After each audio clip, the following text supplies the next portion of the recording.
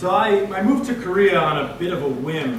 I was 23 years old and I was living in Shanghai. I was teaching English, and a couple of friends that I met there had previously taught in Korea, and they sort of convinced me, and so within a couple of weeks we were on a plane. One of the girls had gotten us a job at a job that she had previously had over there. The guy had 3 jobs. So we arrived, and within a week I hadn't worked, and that was kind of weird. The guy didn't want me to come to the job, and I was okay with that. I was going out and exploring Seoul, and sort of, we were in the suburbs. And one day I got home, and all of my belongings were in garbage bags in front of the school, and my locks had been changed. And you know, the owner of the Hagwon school there told me, well, actually, I'm sorry, I don't have a job for you. But I have a job for you 2 hours from here in this other school, and I watched as he loaded all of my belongings into this school van, and he took out a GPS, and he slapped it on the windshield, and he punched in an address, and he handed me the key. And he said, bring it back in 2 days. And I went, what? Excuse me?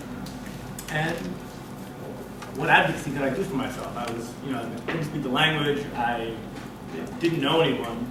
And so I got in the car, and it was really pretty hilarious. I was driving down the Korean highways, 23 years old, didn't know where I was, the thing's barking Korean at me. and I'm driving, and of course I got lost, and at some point I get to the new town, and I meet my new boss, and she shows me to my new apartment, which was smaller, and smellier, and dingier, and had these terrible exposed fluorescent lights, and it smelled like a basement. And I remember feeling further away from home than I ever had. And I had lived overseas for quite some time at that point. But I was really lonely. I kind of had never been as lonely. And so the next month, I went to this job, and I went around Seoul, and I explored, and a month later my dad came, and he visited. And I wanted to take him for this particular food, gamjutang, pork spine soup, really good. But I didn't know how to read Korean yet. So I asked a random woman, do you speak English? I want to go to this gamjutang restaurant. And she showed us one, and she joined us. And afterwards, she brought us to this restaurant called the Pig House, which happened to be on my corner. And we ate cake with the owners and had tea, and they asked me to tutor their daughter, Junn. And so I started tutoring their daughter, and Byung-dong and Myung-ju, the owners of the restaurant, didn't speak barely any English, very little. But I tutored their daughter on this heated floor in the back of their restaurant that had these otherworldly octopus arms that sucked the fumes from the barbecue in front of you. And pretty soon I started eating dinner with them more regularly, and we would chat, and I became sort of the resident foreigner in this restaurant. And everyone would call me over to their tables, and they'd want to buy me soju and drink with me and eat with me. And I started tutoring their kids, so the butcher's kid and the grocer's kid, and I started having this clientele of people that I would teach. And I started spending time with this Korean family on the weekends. They would take me, the husband was a taxi driver. We would go on hikes in the woods, places that I would never go. And they were quite provincial. They didn't really go into the city. And I would take them into the city to all the neighborhoods that I was discovering. They invited me to their Chuseok, Korean Thanksgiving, and I met their nieces and nephews and brothers and sisters and went to sing karaoke. And pretty soon, I went from being lonelier than I had ever been to realizing that I actually had a family. Actually, I'm from a divorced home, and I actually felt more, it was kind of like therapy I got that I never knew I really needed.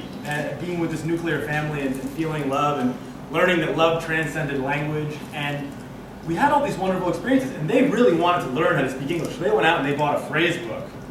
And one night, I witnessed them arguing with the phrase book. So Myung-ju would grab it and flip through it and go, talking to you is like talking to a brick wall. Myung-dong would grab the book, and a full minute or two would pass as he searched for the proper retaliation, and he would go, and he got really, his face got really contorted when he spoke English, and he would go, you don't know what you're talking about. Anyway, 7 months later, I left the job, and I told Myung-ju that I was going to be leaving, and she took me behind the counter at her restaurant, and she showed me a jar full of money, and she said, we come to America. And so when I told her that I was leaving, she started saving $20 a day. And I hadn't visited yet, but we talked once a month, and I learned that you can find family in the forest all places. Thank you.